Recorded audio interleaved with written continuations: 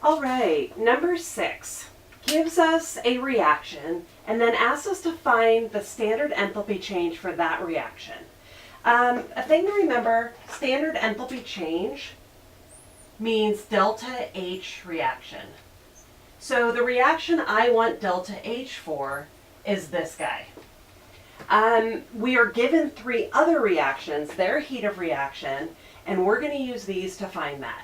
This is definitely a Hess's law problem.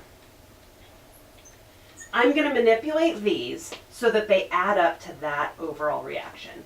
The way that I do this is I look at a reaction and I ask myself, what does it have in common with my goal reaction? Do I have the correct number of them? Are they on the correct side?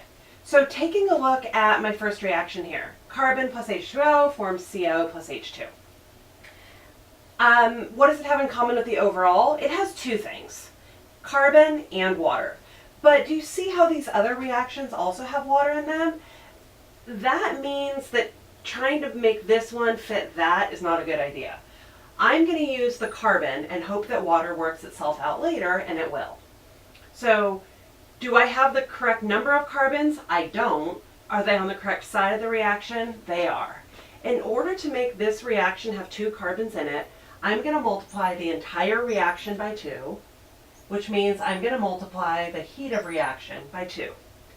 Rewriting that, 2C plus 2H2O yields 2 COs and 2 H2s. Doubling my heat gives me positive 262.6. Okay, on to reaction 2. What does it have in common with the overall reaction? Besides water, it has carbon dioxide. Do I have the correct number of them? Yep. Are they on the correct side of the reaction? Yes, they're both on the product side. So this reaction's okay. I don't have to do anything to it other than bring it down below to make canceling easier.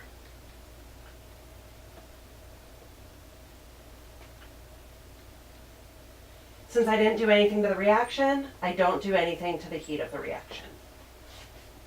Okay, reaction number 3. Excuse me. Reaction number 3, what does it have in common with the overall? Methane. Do I have the correct number of them? Yes. Is it on the correct side of the reaction? No. So I need to reverse this reaction. Reversing that reaction means that I swap reactants and products. 3H2 plus carbon monoxide becomes my reactants, and methane plus water becomes my products. Since I reverse the reaction, I'm going to change the sign of the delta H reaction. Now, if I did this correctly, then when I add my reactions and I cancel stuff, it should give me the goal reaction. If it does, then all I'm going to do is I'm going to add these heats. So looking at what cancels, I have 3 waters total on the left and 1 water on the right. I can cancel one of the waters.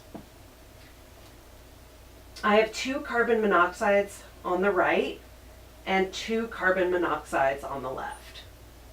Carbon monoxide cancels. Now looking at hydrogen, 3 hydrogens on the right, 3 hydrogens on the left. Goodbye, hydrogen.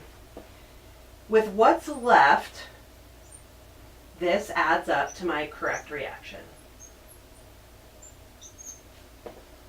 2C plus 2H2O forms CH4 plus CO2. Since these add correctly, all I do is add my heats, and when I take 262.6 minus 41.2 minus 206.1, I get positive 15.3 kilojoules. And there is my answer to number 6.